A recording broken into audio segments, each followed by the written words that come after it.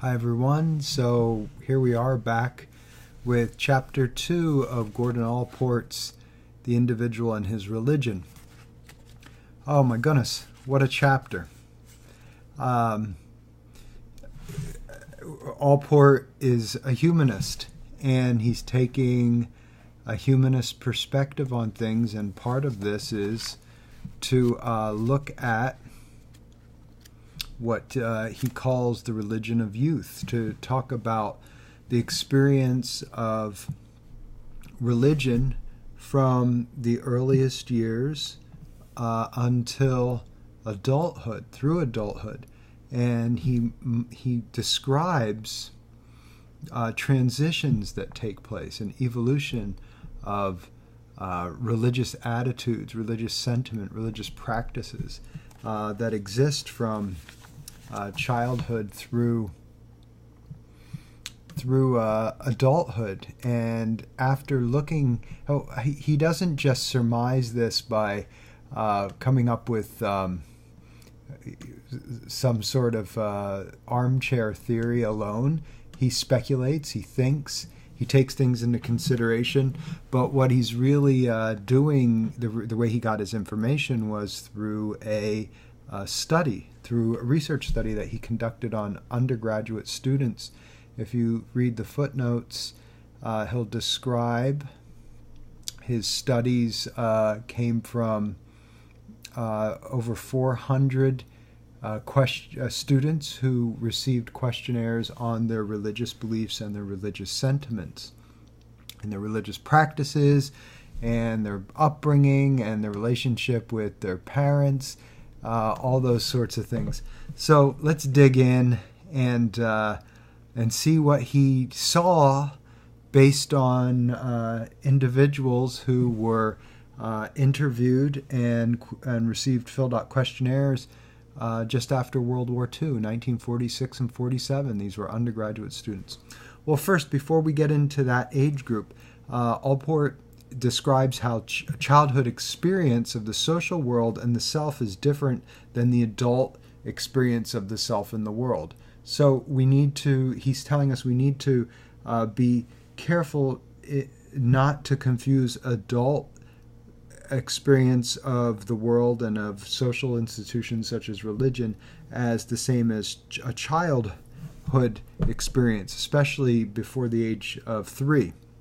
The first 2 years of life are a very different experience for children, for us as children. He points to 3 phenomena. He wants to look at the interaction between the child and the socialization with religious practice of the parents. So he's going to look at varying forms and types and degrees of religious practice and teaching of the parents to the early children. And he said the earliest childhood, childhood understanding of the world and eventually of religion comes down to 3 phenomena. He said egocentrism. So this is he quotes Piaget in here. And egocentrism, of course, is whatever happens in the world has special reference to me. I've provided a video in the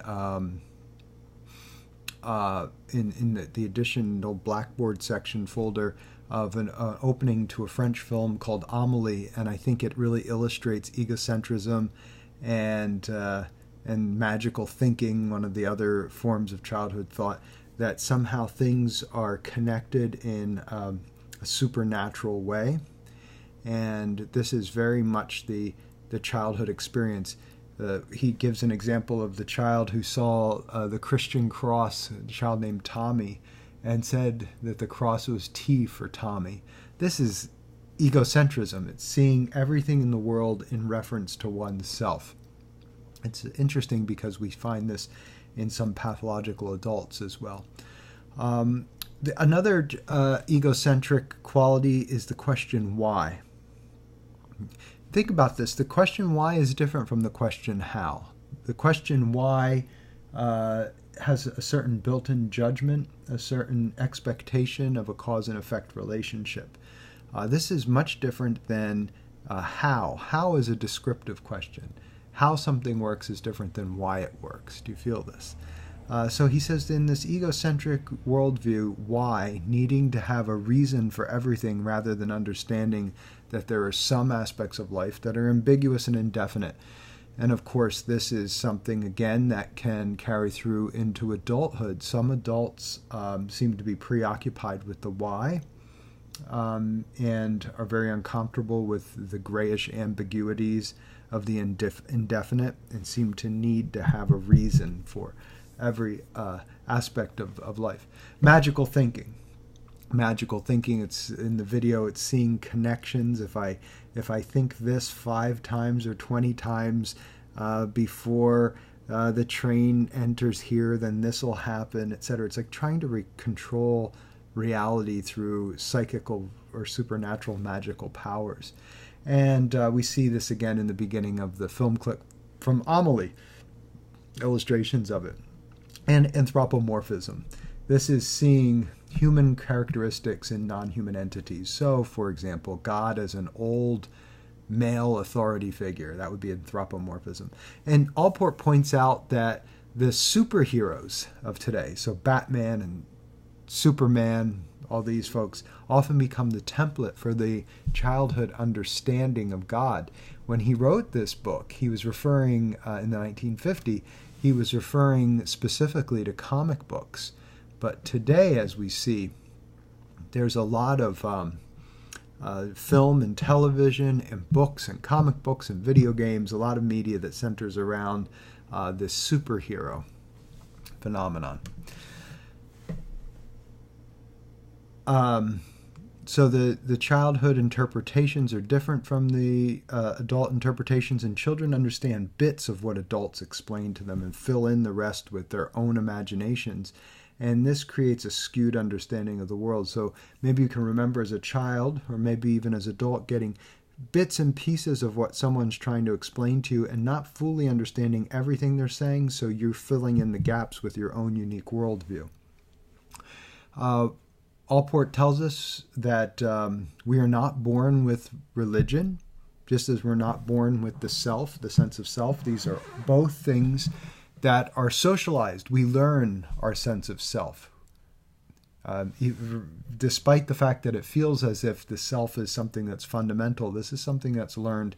We know this in psychology of individuals who have been raised under certain circumstances where the self doesn't develop, with the self-concept even tied to language and how one experiences themselves grammatically is a pretty interesting area of psychology to investigate. Religious responses, he says, of the child are not religious at all, but wholly social in character. They're cultural artifacts, in other words. They consist of, at first, of trifling habits such as bowing the head or folding the hands, and soon after they're learned, they repeat simple prayers or hymns. To the child, these acts are as a routine as brushing the teeth or shaking the hands or any other of the pointless habits required of him by his well-meaning but trying parents. The rituals are learned but not their significance. So this is the earliest. Even in ethics, we have Kohlberg, who is a psychologist who studied human ethics, said that there was a pre-conventional ethics in which children basically avoid pain, and whatever causes pain is bad, and whatever causes pleasure or relieves pain is good. And then there's conventional ethics, and that is whatever mom and dad or teacher or police officer says is good, and whatever mom or dad or police officer or teacher says is bad. This is conventional. And then there's post-conventional ethics. That's an internalized ethics. That's where one comes to decisions for themselves, and sometimes that's at odds with what the police officer says, or it's at odds with what the parent or the teacher says or society says. It's an internalized ethics. And I think we can apply that kind of insight into religious belief as well. In the rituals and rites, in the beginning, the child observes. In the conventional, the child just repeats. And in the third and final stage, this is the adult stage, we have an individual who chooses and incorporates their own personal religion. Before adolescence, so that's before the age of 12, before puberty, adolescence, children begin to realize disappointment in their parents' God. He finds that the self-centered prayers go unanswered. So the sick puppy is not spared. The new sled does not appear at Christmas, Allport says. Many individuals find religion no magical aid in this early period and once and for all drop it. There's quite a few individuals who abandon their parents' religion in adolescence. There is an intense desire around puberty, he tells us, to identify with the in-group. So religious practices are taken for granted. The institutional membership of the parents is rarely questioned, and the child asks, "What are we?" And learning that we are Presbyterians requires no further authority for the superiority of Presbyterianism. So whatever group your parents introduced you to and you identified with at this pre-adolescent and into adolescent, it becomes part of our social identity. And it becomes an in-group and an out-group situation, and we tend to think that whatever group we're part of is the in-group. Whatever group that we're part of is the best group, perhaps. So in adolescence, Allport goes on to tell us that usually it is not until the stress of puberty that serious reverses occur in the evolution of religious sentiment. At this time, young people are transforming all of their attitudes from secondhand, so in other words, the experience of their parents and their teachers and pastors and priests and clergy, to firsthand experience. And the shift from what his parents think to what he thinks, or what her parents think to what she thinks.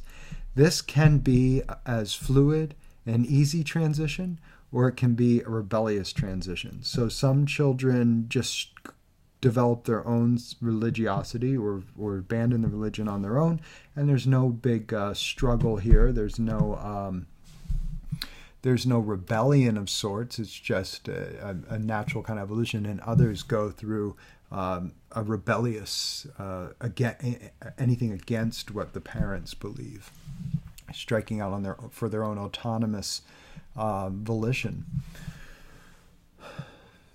The shift usually goes from what the parents think to what the individual thinks. And it can be about 2/3 of adolescents rebel against the parents. So about 2/3, that's the vast majority of individuals rebel against their parents. We find that there's one group of religious thought that has very little rebellion that Allport tells us. It's Catholicism. Something like 80% of Catholic youth adopt Catholicism of their parents as adults. Half of the rebellion comes before 16 years of age, and the other half after the age of 16. And it's usually earlier for girls than boys, this individuation. And it's a shift to a different religion. It could be rejection of religion, or it could be the embracing of hedonism and opportunism. So pleasure, like a rejection of religious ideology, shunning away from opportunism and hedonism. Some evangelical sects expect a choice for baptism around adolescence. So Allport goes on to tell us that 3 forms of religious awakenings are commonly distinguished. Definite crisis, so a conversion experience, and that's about 14% of the college students that he interviewed reported that there was some sort of crisis that eventualized into a conversion experience. So something happened to them. It's usually a crisis, something bad happened to them. Emotional stimulus. So this is about 14%. There was no physical event, but there was some kind of an emotional moment of awakening. And about 71%, so the vast majority, described like a gradual awakening with no event, but still a sense of awakening to religious sentiment. The definite crisis aroused a hunger that would later be described as a desire for the individual to re-experience the vivid religious state of mind. This is very similar to today research that talks about certain peak experiences in humanism. Maslow talks about these moments of emotional significance that change our lives forevermore. And we have them. There's no one significant or specific thing, rather, that seems to be at the root of this. It seems like we have some event that happens in our life that can be interpreted as religious or spiritual. I want to read to you a paragraph that I think is really great. The self-told stories of adolescent religious experience are extraordinarily diverse. Some youths find that religious convictions flare into being overnight. They are amazed to discover that it has taken so violent a hold upon them. Some report the solemn impression made by confirmation or by the First Holy Communion. Many linger on the dark side of things and report that for them the religious sentiment is always pensive. Many, perhaps most, experience wavering faith that with peaks of exaltation and troughs of despair. The feeling of alienation from parent and church is common. Moral judgments are often harsh and positive, whether directed towards others or towards oneself. The adolescent is often a moral absolutist and believes that a God must exist in order to guarantee the moral values which he holds. Bereavements and suffering call attention to evil and justice, and often kindle flames of consuming doubt, or else increase the religious urge and hasten the development of religious solution to the problem of evil. This is a description of the adolescent religious experience. Of course, the existential idea, the critique that without God all things are permissible, this idea that we need God the concept of God to maintain ethics and morality, I think is very nearsighted. But this is the kind of adolescent experience of religion, an absolutist, kind of not being able to see that it's possible to have ethics without the prescribed religion that the individual grew up with. It's a very complicated psychology. Eric Erickson goes into this, and it's fascinating, talking about often being self-estranged. In other words, when an individual grows up and they're taught to always reference something external to themselves, the rules of the church, sin, what would Jesus do, God, etc., that their sense of compass is not internally developed but externally developed. And that the individual ends up living a life where they are always asking, what should I do? What would be the right thing to do? And not having some sort of internal compass that guides them on what they feel is most authentic to themselves. So this is a very humanistic idea, not what is right versus what is wrong, but what is authentic and sincere. Those of you who are interested in religion might find this very similar to Ralph Waldo Emerson's transcendentalism, and it's also very similar to Unitarianism, Unitarian Universalist churches. So the religious sentiment overlaps and blends with other adolescent experiences, like falling in love for the first time. So Allport tells us, as it grows, the religious sentiment overlaps and blends with other sentiments. The youth who falls in love finds that the exalted selflessness of this state is not unlike the mystical experience that he may have in religious moments. Romantic ideals of accomplishment may occupy his mind, and his ambition may merge with religious longing to embrace the whole universe. The intense feelings always overflow, and boundaries of a single sentiment and saturate the personality in all its regions. Art may become an adolescent passion. And youth often finds that religion is only art transposed to a higher key, For like art, it seeks to unify and harmonize that with which it deals. It's interesting to point out that Friedrich Nietzsche, who pointed out that there was an oncoming crisis of postmodernity. In modernism, the idea was that science would answer all questions, and Nietzsche wrote of the madman the sage who walked into the square and said, God is dead and we have killed him. A lot of people misunderstand this. They like to quote it, but they haven't studied Nietzsche or read Nietzsche. And what Nietzsche is saying here is that what are we going to do now that we've embraced science and killed God? What's going to fill this spiritual void that's so necessary in the human experience? It's very different than what most religious folks think they understand about Nietzsche. I have many conversations that are embarrassingly incorrect about what Nietzsche was expressing in his philosophy. He was actually saying, what are we going to do since we've abandoned religion and replaced it with science? There's going to be something left, something missing, a void in us. Well, how do we fulfill this void if it's not going to be through religion? His answer to the question was art. I think that dovetails nicely with what Allport's saying. So in American Protestant culture, youth are encouraged to question authority. This is part of the adolescent experience, and rejecting the church of the parent is a common thing to do in American adolescence. So out of these 414 Harvard and Radcliffe undergrads in 1946 and 47 that Allport ran questionnaires and interviews with. Let's look at some of this, the college life. Let's see how you're all college students, and we'll see how these attitudes compare to what your and your friends' college attitudes are, college age attitudes are.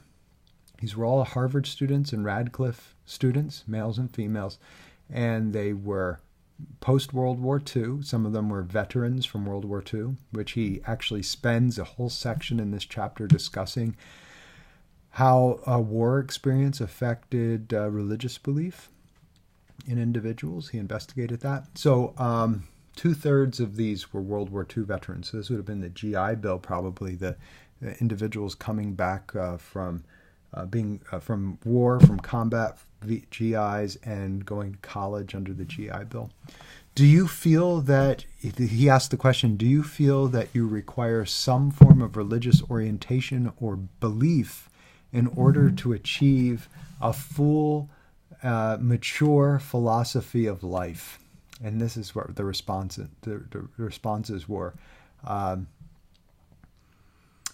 7 out of 10 said yes. 7 out of 10 felt, 70% of individuals, of the young college students, said that yes, the undergraduates said that yes, religion is required to provide some orientation of a philosophy of life.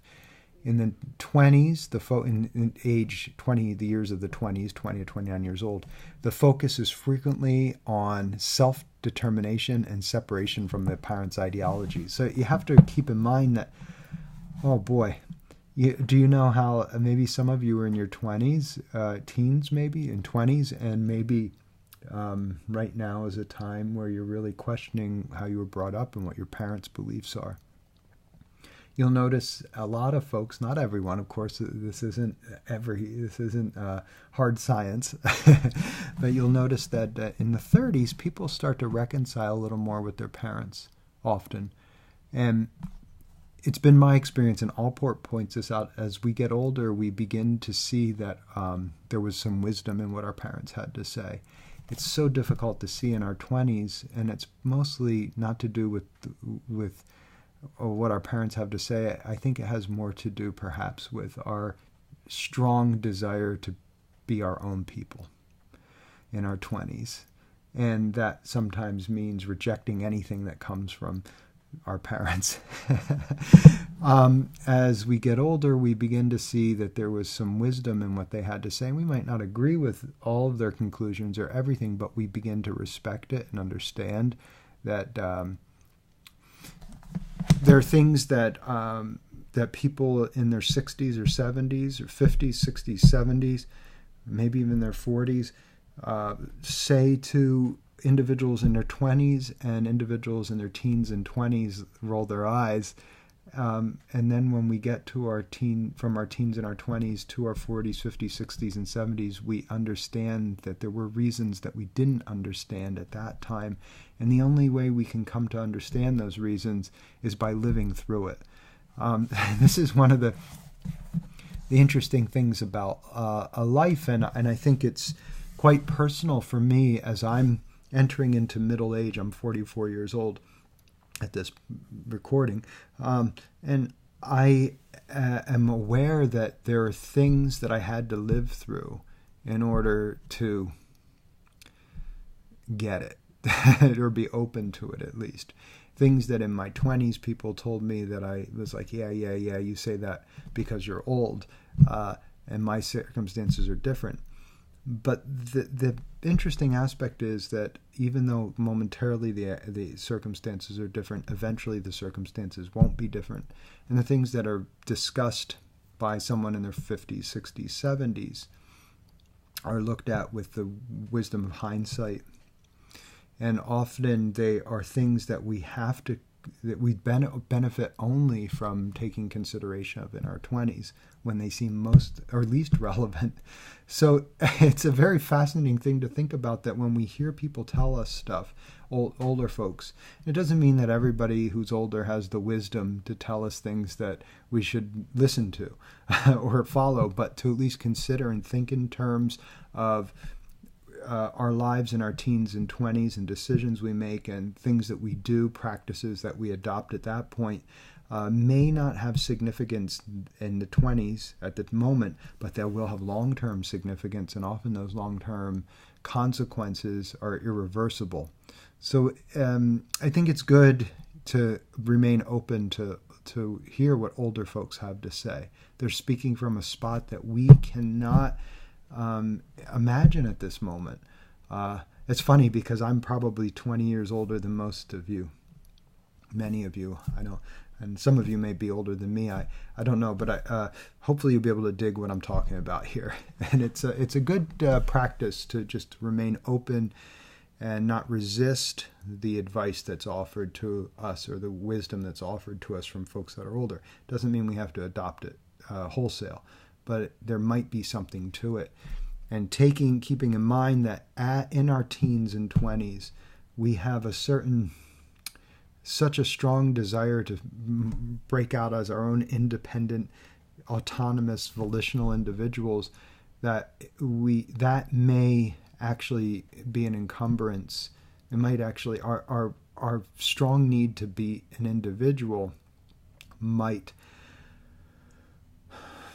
keep us from thinking about and considering things that could be very beneficial for us. So maybe as teens and 20s and in our adolescence, a lesson that we could take from this is to be able to realize that over time we do just naturally become our own people.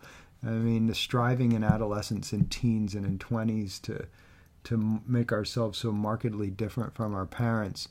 The truth is, if you just chill out and relax, it just happens. There's nothing, you don't really have to fight for anything.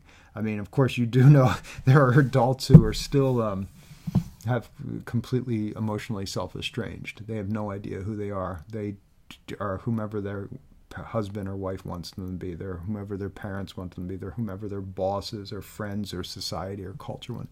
And that's self-estrangement. So it does happen, but I think that's the pathology from a humanistic point of view. We will just naturally become ourselves if we just, I don't think there's necessarily something that has to be fought against. But again, when we're in our teens and 20s, this sounds like nonsense. Let's see here. Do you feel that you require some religious orientation or belief in order to achieve a full, mature philosophy of life? 7 out of 10. Does religious orientation... 7 out of 10 said yes. So in the 20s, the focus is frequently on self-determination and separation from parents. Okay, early to mid-20s are typically the least religious moments of life. By the 30s, most individuals come to find value in their parents' teachings. That's this whole little get off my grass old guy lecture I just gave you, but it's hopefully useful. Allport says, quote, he has not yet had the rude shock that comes to nearly all adults when they first realize that their abilities and probable accomplishments are, after all, not likely to equal their aims or their pretensions. So this is very important. It's a very big part of not only humanism, but Jungian psychology. There will come a time in life,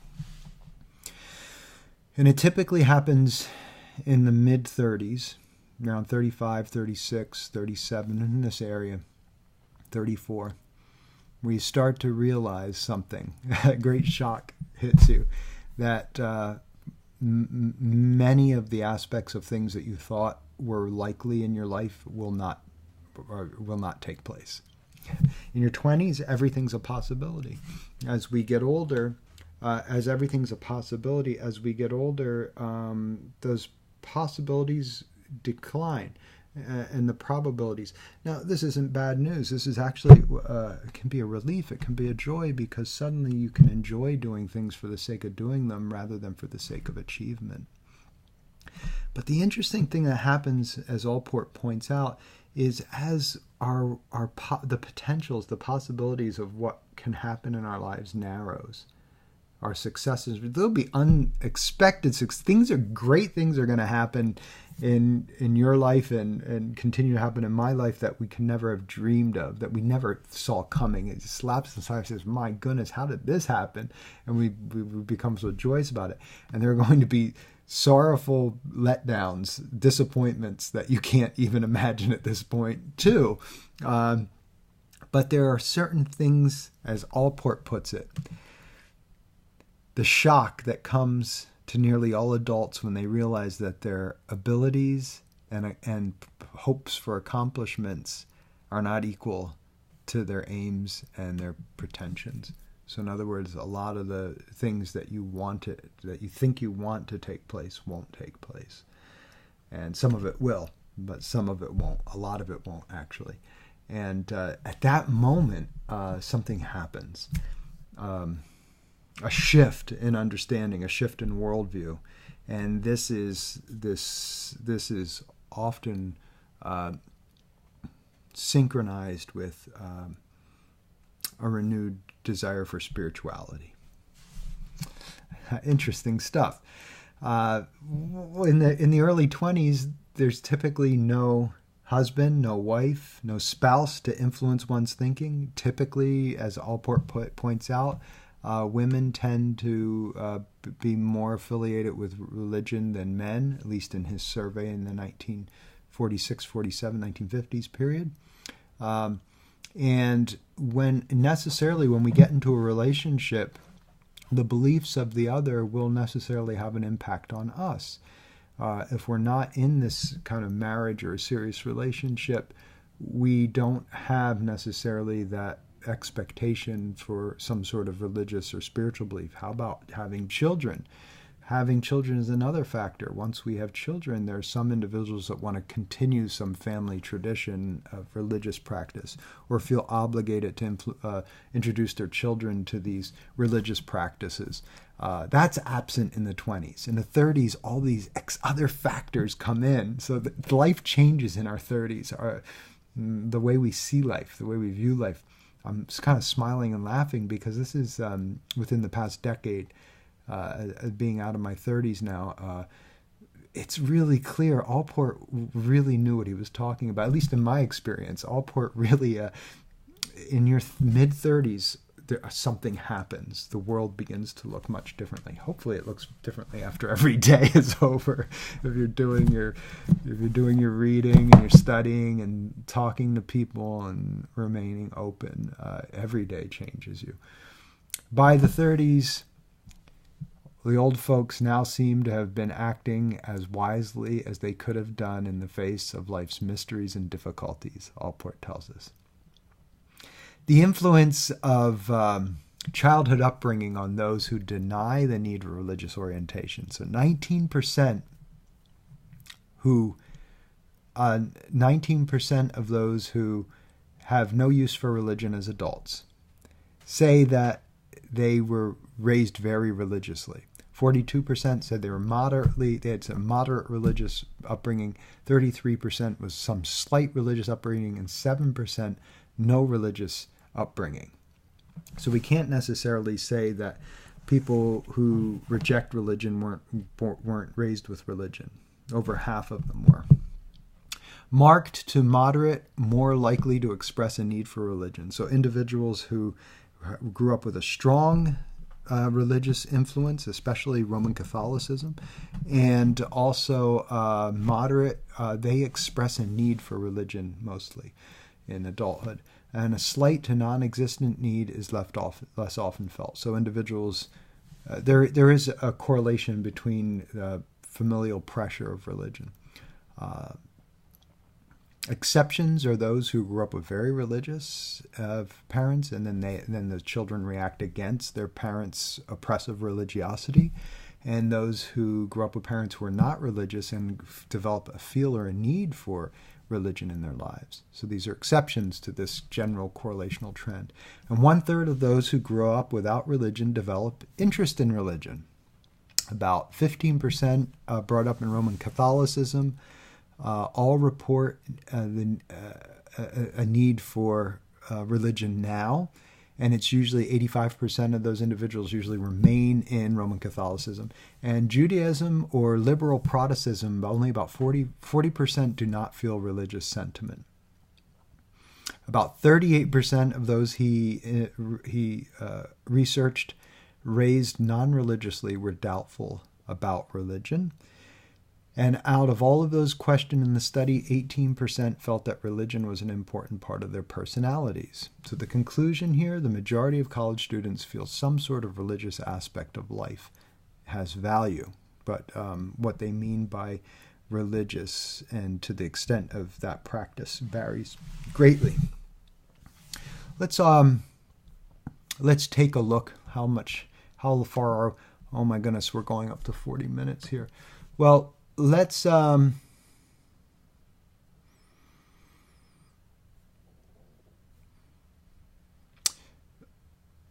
take a look. So this chapter is a lot of understanding, just getting a general picture of young people's relationship with religion from earliest childhood into adolescence and college age. For those who have had some sort of religious upbringing, what do they feel influences them? So those, the strongest influence for them to be religious is 67% say it's parents, 57% say it's some other figure in their life, like a family member. Fear is a big driver in the need for religion. 51% say fear is the factor. 40% say it's the institution of the church that they grew up in.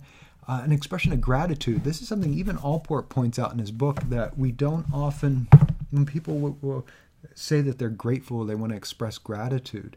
And they're drawn to religion because it gives an outlet to be gracious, to be gratitude, to be grateful for whatever is happening in their lives. 37%, there's something about this I really love. The idea of not going to the church or the religious practice, the synagogue, the temple, because of the parents or because of others or because of fear or because of the social institution, but simply because one wants to express gratitude. That's something very mature about that, it feels to me.